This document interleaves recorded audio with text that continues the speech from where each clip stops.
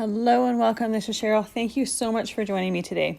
Throughout the beginning of December, we are working through the Spellbinders Crafty Advent Calendar, and today is 13. Once we open the window, I'm challenging myself to create a card or a tag or something using the product from that window. I'm also trying to use ones from previous days within those projects and using other products with them, but trying not to include any other dies or embossing folders. So for day 13, we get this cute little stamp set. And it has some birthday sentiment, so I thought it would be perfect with the balloon die from day 6. So I cut a bunch of different balloons in different colors out of some cardstock scraps, as well as die cutting the string to tie them to. I did this all off screen so that you didn't have to watch that. And the one thing that I want to do with these balloons before I start to assemble a card is I'm going to put some glossy accents on every single one of those die cuts. I'm working on my media mat here, so this is a perfect surface for doing this glossy accents. These balloon die cuts have a little cutout in them for a little shine area, and the glossy accents is going right through that and it's going onto my media mat. But because I'm working on the media mat, it's going to be really easy to pick them off when they're completely dried. I'm also using a die pick. Sometimes when you're putting glossy accents on a really small die cut, it wants to move around a little bit. So by having a die pick and being able to just kind of hold it down, it just secures it a little bit more. The easiest way to put glossy accents down is kind of like icing a cookie. I'm going to do, or most of the time I will do a line all the way around the area and then I will flood it in. Sometimes I'll go against that just to keep things a little bit more interesting, but that's mostly how I do it. And that way I know I can get a really good line around the outside, and then it's really easy to flood it in. It self-levels, so it'll kind of spread out until it meets some more glossy accents. You do want to make sure to let this dry completely before moving on. When you apply glossy accents, it has a little bit of a milky look to it, and once it's dried, it's completely clear. Even though the top part of the glossy accents might get dried, sometimes there'll be a little bit of a milky residue inside, and then you know that it's not completely cleared. And then if I were to start gluing and moving things, sometimes I'll get an impression of a fingerprint on there. So I actually let them dry completely overnight to make sure that it was good and dry before moving on. I'm going to make a really simple card here with a cluster of balloons, and I'm doing one of the sentiments on the front and one of the sentiments on the inside of the card. The easiest way to do these sentiments is to use my Misti to stamp them. I do take my stamps and I use a white eraser on the stamping surface to remove any manufacturing residue at all.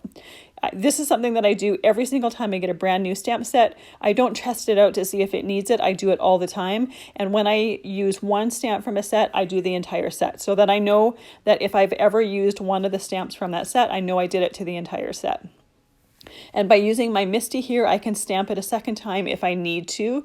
That first image there, it didn't quite take all the way. There's one area of the H from the happy that was not completely stamped. The second one here on the inside of the card, it stamps perfectly the first time. So it's nice to be able to have a tool like this that you can restamp it very easily and know that it's going to be in the perfect spot if you happen to need to restamp it. You'll notice that I have a die cut sitting on the top there. This was just so that I could place that happy birthday. I knew how far down to put it. I didn't want to make it too high and then have to squeeze that cluster of balloons in there. I chose a blue color for my mat. Because the balloons are all different colors, really you can choose any single color that you want. It doesn't need to just be blue. And one thing else that I die cut off screen was the bow from that car and presents die from day 1. I cut that out as well with a holographic cardstock just to put a bow on the cluster of balloons once we were done. I just thought it would be a nice finishing touch and kind of anchor that bow or that cluster of ribbons a little bit. So I'm gluing the string onto my die as I'm gluing them down. If I wanted to, I could have glued that string on and then let it completely dry and then put my balloons down. But this was easy enough, and it's really easy if it happens to shift while I'm turning the die over to glue it down. It's very easy to move back in place. And I'm just trying to concentrate and make sure that those strings are kind of angled in the same area so that when I go and put that bow down, it's kind of tying those strings up and it makes sense a little bit more.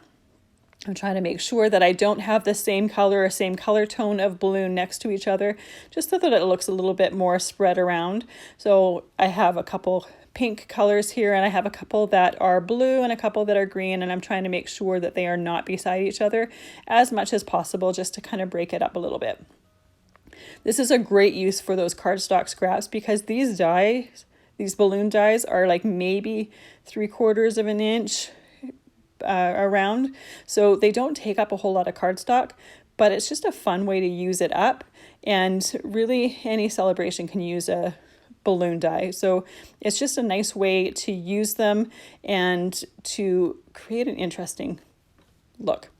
It's always nice when you have something and you can use it in more than one way. So before I put my bow die down, or my bow die cut down here, I did put some glue on those strings to kind of tie them together. And then I'm putting my bow down there. I want to make sure that once that's all dried, it's not going to lift up at all. And then I like to put an acrylic block down just to hold everything in place while it dries. Now that it's completely dry, we have a really cute, very simple happy birthday card with a balloon cluster, and they're nice and glossy, which is perfect for balloons. Thank you so much for joining me for day 13. I will see you tomorrow for day 14.